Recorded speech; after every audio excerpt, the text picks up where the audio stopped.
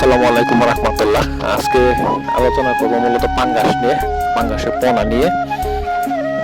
কোন ধরনের পোনা সংগ্রহ করবেন আর কোন ধরনের পোনা সংগ্রহ করলে আশা করি যে সফল হওয়া যায়, লাভবান হওয়া যায়, এই বিষয়গুলো নিয়ে আজকে আলোচনা করব। যদি একটু ভালো করে ভিডিওটা দেখেন আশা করি কিছুটা হলেও উপকৃত হবেন। সেজন্য ভিডিওটা যতটুকু কথা বলি বা যে ভিডিওটা যতটুকু করি একটু দয়া করে ভালো করে দেখেন।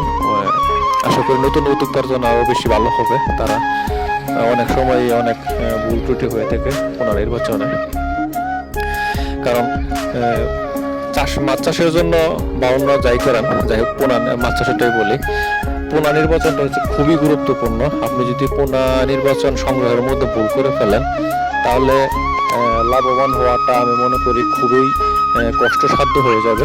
সেজন্যই পোনা নির্বাচনটাকে আমি খুবই গুরুত্ব দেব মাছ চাষের জন্য, এবং এটা আমি মনে করব যেটা প্রথম ধাপের কাজ, যেটা পোনা নির্বাচন। আর এগুলো পোনা, পাঙ্গাস মাছের পোনা বিভিন্ন ধরনের হয়ে থাকে। তার মধ্যে একটা হলো কালো প্রকৃতির কালচে পোনা যেটা, আর একটা হলো সাদা পোনা। এটা মূলত এটাকে অনেকেই সাদা পোনা বলে, তারপরে থাই পোনা বলে থাকে। আবার এটাকে অনেকেই বোয়ালি পাঙ্গাসও বলে থাকে। মূলত এই পোনাটা ভালো, এটা ভালো গ্রোথে আসে। তাই আপনারা চেষ্টা করবেন যাতে এই থাই সাদা পোনাটা সংগ্রহ করার জন্য। এই পোনাগুলো দেখেন কত সুন্দর, একদম ধবধবা সাদা, একদম সাদা, কালচে ভাব নাই। এই পোনাটা সংগ্রহ করার জন্য চেষ্টা করবেন একদম সাদা।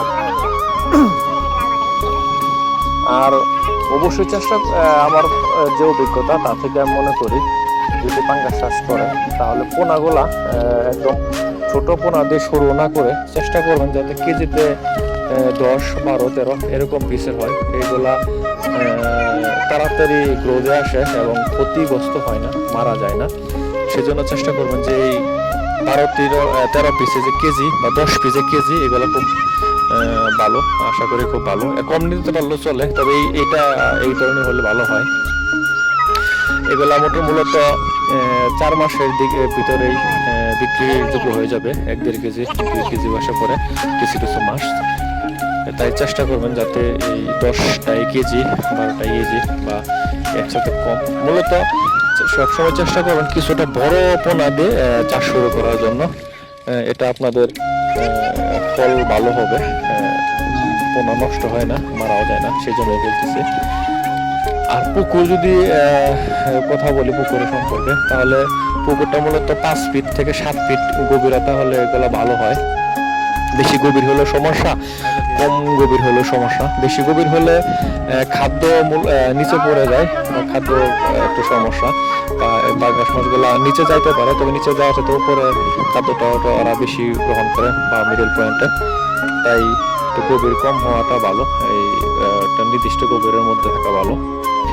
আবার যদি গভীর বেশি কম দেন, 5 ফিটে কম, অনেক সময় এরা কম দিয়ে চেষ্টা করেন, এগুলা ভালো না। কারণ হলো যখন আপনার গরম দিন আসবে তখন এই পুকুরের পানি রৌদ্রের তাপে প্রচন্ড গরম হয়ে যায়। তাই কম গভীর থাকলে সমস্যাটা হয়ে থাকে। সেজন্য এই 5 থেকে 7 ফিট একটা নির্দিষ্ট গভীরতা আছে। এই গভীরতার ভিতরে চেষ্টা করবেন যাতে পুকুরটা থাকে। আর পোনা সংগ্রহ করে ছাড়ার পর একটা সমস্যা হয় আমার, যেটা মনে হচ্ছে আমার যে পুকুরটা আছে, যে মাছ চাষ করছেন, এখানে মোটামুটি ভালোই চাষ করছি, 6 থেকে 7 হাজার মাছ আমি চাষছি। আমার যা ধারণা যে আমার মাছগুলা বেশিরভাগই মেরদা, মানে যেগুলো পুরুষ পাঙ্গাস আছে, আমার ধারণা এটাই যে বেশিরভাগ পাঙ্গাসেই পুরুষ। আর যেগুলো মহিলা পাঙ্গাস, এই পাঙ্গাসগুলা মূলত একটু তেল বেশি হয়, যার ফলে ওজনটাও বেশি থাকে আমার ধারণা থেকে বলতেছি। আবার ওদের পেটটা একটু বড় থাকে। তাই যদি মহিলা পোনা বলে যেটা, এই মহিলা পোনাগুলা থাকে, তাহলে আমার মনে হয় এগুলো একটু বেশি গ্রোথে আসে। আমার যতটুকু ধারণা থাকে বলতেছি, এগুলো একটু বেশি গ্রোথে আসে। আর পুরুষ পোনা যেগুলা এগুলার পেটটা মূলত এত বড় থাকে না, সেজন্য এগুলোর পেটে এত তেল থাকে না, ওজনটা কিছুটা হলেও আমার মনে হচ্ছে যে কম হয়, আমার ধারণা থেকে বলতেছি, অভিজ্ঞতা থেকে বলতেছি। তাই যদি ওই মহিলা পোনাটা বেশি থাকে আশা করি আপনাদের এই গ্রোথটা একটু বেশি আসবে। সেজন্য ওটা তো আসলে দেখে হয়তো বা এতটা সিলেক্ট করা যায় না যে কোনটা মহিলা পোনা কোনটা পুরুষ পোনা। তারপরেও যদি করা যায় তাহলে চেষ্টা করবেন ওইটা একটু মাথায় রেখে দেখে শুনে পোনা সংগ্রহ করার জন্য। আর মূলত খাবারের দিক থেকে বলি, তো খাবার যদি আপনারা বলেন যে কি খাবার খাওয়াবো, তাহলে আমি মনে করি আপনারা যদি এই পাঙ্গাস চাষ করেন সেক্ষেত্রে আপনারা এটাকে বাসা খাদ্য যে আছে এই বাসা খাদ্যটা খাওয়ার চেষ্টা করবেন, কারণ এই বাসা খাদ্যটা অপচয় কম হয়, এটা মূলত নষ্ট হয় না। আরও বিভিন্ন কোম্পানি ভালোগুলো আছে খাদ্য আছে, এগুলো সংগ্রহ করার চেষ্টা করবেন। কেননা ডোবা খাদ্যটা আপনার যখন পুকুরে দেওয়া হয় তখন অনেক খাদ্য দেখা যায় যে নিচে পড়ে যায়, যার ফলে খাদ্য অপচয় হয়। আবার দেখা যায় অনেক সময় পুকুরে গ্যাস সৃষ্টি হয়, গ্যাসের ফলে মাছ মারা যায়। বিশেষ করে গ্যাসে পুকুরের যে খাদ্য দেওয়ার ফলে পানি নষ্ট হলে সেক্ষেত্রে পোকা হওয়ার সম্ভাবনা থাকে মাছের গায়ে। তাই সবসময় চেষ্টা করবেন বাসা খাদ্যগুলো খাওয়ানোর জন্য। এটা খাওয়ালে মাছের গ্রোথটাও তাড়াতাড়ি আসে, পানিটা খুব ভালো থাকে, পরিষ্কার থাকে। ডোবা খাদ্য খাওয়াবেন না এটা বলি না, যদি বাসা খাদ্য না হতে খাওয়াতে পারেন তাহলে তো অবশ্যই ডোবা খাওয়াবেন।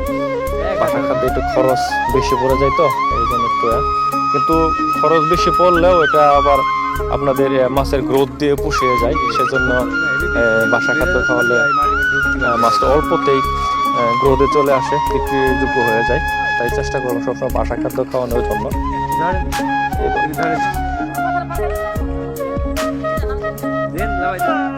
বাসা খাদ্যটা বারবার বলছি এটা অপচয় কম হয়, এই জন্য এটা খাওয়ার চেষ্টা করবেন। আর আমিও চেষ্টা করব পরবর্তী পাঙ্গাস নিয়ে যখন আমি আবার ভিডিও আপলোড করি সেই ভিডিওতে অবশ্যই আমার যে পাঙ্গাস চাষ করছিলাম ফিশারিতে, আমার একটা পুকুরে যে পাঙ্গাস মাছগুলো চাষ করছি আমি, এইটার যে আপডেটটা যতটুকু পারি, কত টাকা খরচ হয়েছে আর কত টাকা বিক্রি করলাম এ নিয়ে আমি মূলত আপনাদেরকে ধারণা দেব।